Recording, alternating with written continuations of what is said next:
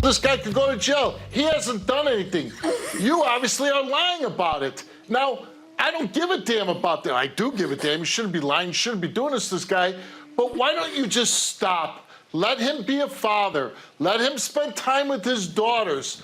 Stop trying to destroy the guy.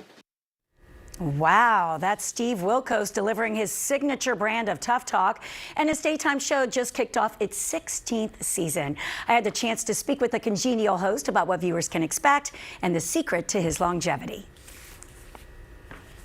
Steve, welcome back to the show. I cannot believe it's been 16 seasons. Congratulations to you. Can you believe it?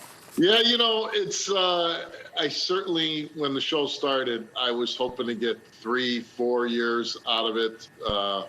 I never in my wildest dreams thought 16 years. And, you know, I think right now, the only people that have been on longer than me as far as a talk show is Dr. Phil and Rachel Ray. So, that's right. Yeah, it's surprising, but you know, the show, I'll say this, the show's a good show, and we do a different type of show than most talk shows, so we're not competing against 10 other shows like the ones that are celebrity driven, so we're kind of out on our own little island doing our thing. Yeah.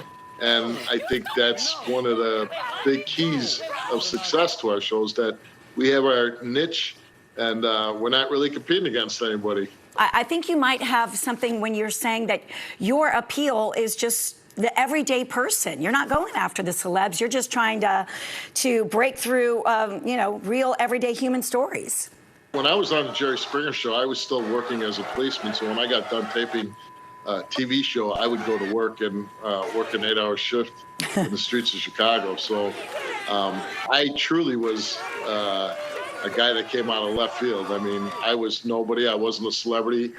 I was very fortunate to be on the Springer show so long that people got to know me on there and become quite popular, where I ended up getting my own show. So he gets taken away from you because of this, because they believe that somebody beat the crap out of your son, right? Yes. You know, there's a coveted demographic that's adults 25 to 54. And when a show hits that demo, all the bosses are happy, and you do that. And what do you think it is about that particular age range that really appeals?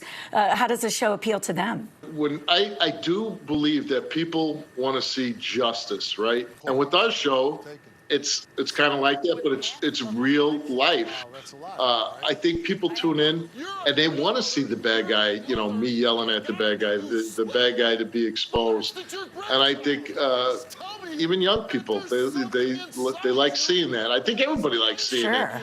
But we've always been very fortunate with that demographic. And, you know, like you said, that's, if you don't get that one, it doesn't matter who's watching your show.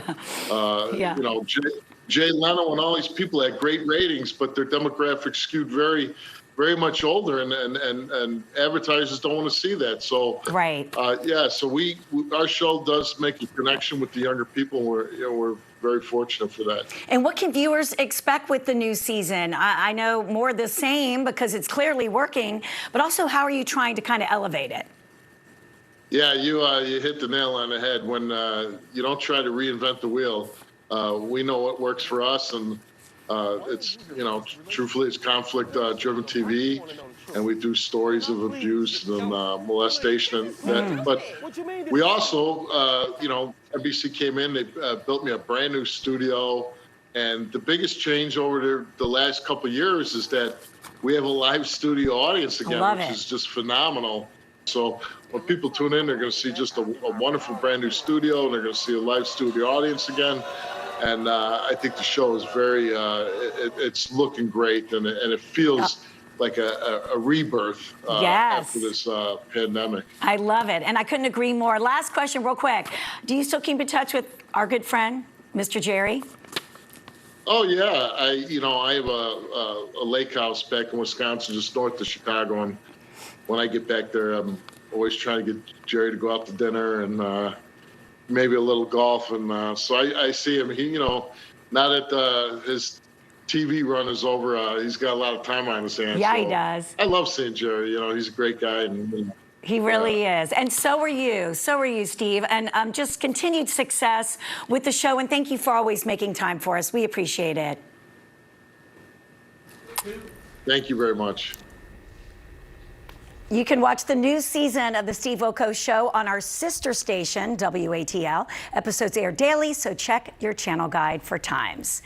All right, we're so excited. It's new.